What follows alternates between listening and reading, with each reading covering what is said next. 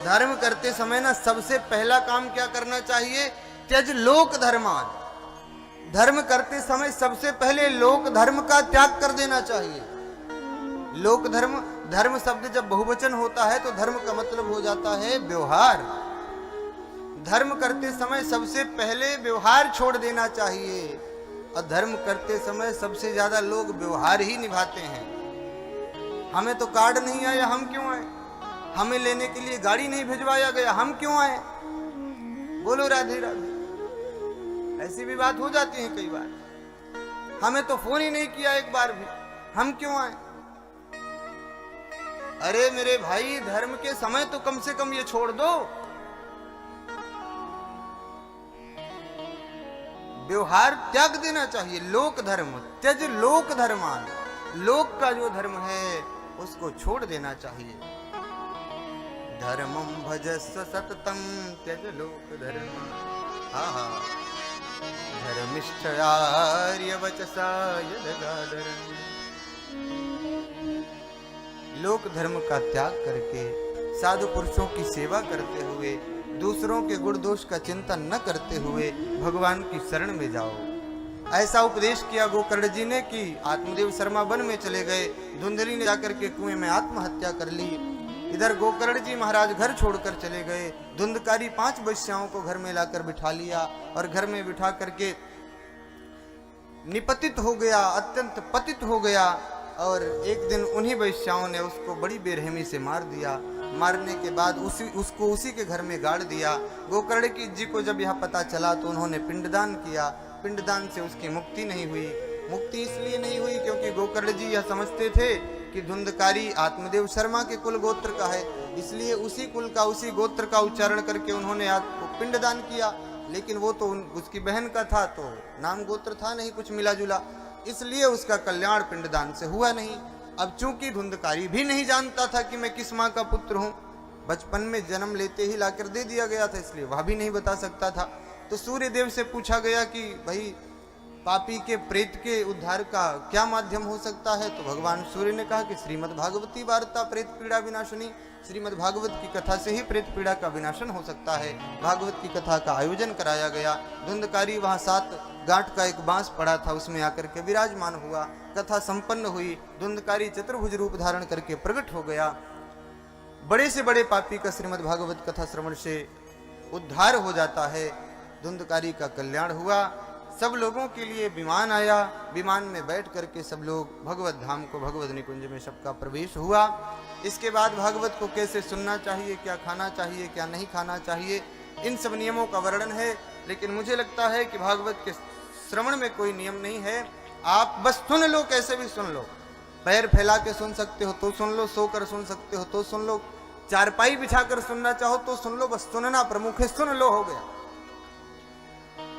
सेवनात्, श्रवणात्, पाठात्, सुन लो, कैसे भी सुन लो। श्रीमद् भागवत का वक्ता कैसा होना चाहिए, श्रीमद् भागवत का श्रोता कैसा होना चाहिए, इसकी बात कही गई। श्रीमद् भागवत का जो वक्ता हो, सबसे पहले तो वह ब्राह्मण हो। ब्राह्मण शरीर से होना श्रीमद् भागवत का वक्ता अत्यंत आवश्यक है। सबसे पहले वह ब्राह्मण हो, विप्र हो, संध्योपासन करने वाला हो, गायत्री जपने वाला हो, यज्ञोपवीत धारण करने वाला हो। माताओं को माताएं बुरा न मानेंगी, लेकिन सतशास्त्रों में कहा गया है, स्त्री मुखात् धर्ममीमांसा यह शृणोति दुरान्धसा। स्त्री के मुख से जो दुष्ट लोग धर्म की मीमांसा का श्रवण करते हैं, स्त्री मुखात् धर्म मीमांसा यह शृणोति दुरान्धसा, तो पाप क्या लगता है? किम तेन कृतम वै पापम ब्रह्महा गुरु तल्पगः। उसको ब्रह्म हत्या और गुरु पत्नी के साथ गमन करने का पाप लगता है। माताएं एक तो माता पद दुनिया में सबसे श्रेष्ठ पद है, इससे श्रेष्ठ पद इस पृथ्वी का कुछ हो नहीं सकता। उपनिषदों में सबसे पहले माता को प्रणाम किया गया, मातृ देवो भव पितृ देवो भव। तब कहीं जाकर के गुरु का नंबर आता है। माता का स्थान बहुत बड़ा है, फिर अपने उस बड़े स्थान को छोड़ करके भला इस होड़ में क्यों पड़े हैं कि हम वक्ता बनेंगे। पहली बात तो गुरु शब्द स्त्रीलिंग में नहीं चलता है, गुरु शब्द स्त्रीलिंग में चलता ही नहीं है, इसलिए गुरुवाइन होने का तो कोई सवाल ही नहीं होता कहीं भी है। बोलो राधे राधे। गुरु केवल पुरुष बन सकता है, पुल्लिंग बन सकता है। गुरु मां हो सकती हैं, अगर वह गुरु की पत्नी है तो वो गुरु मां हो सकती हैं, लेकिन गुरु नहीं हो सकती। भगवान की लीलाओं का गायन करें, कीर्तन करें, लेकिन व्यास मंच में ऐसा अनाचार, ऐसा पाप भला काहे को करें।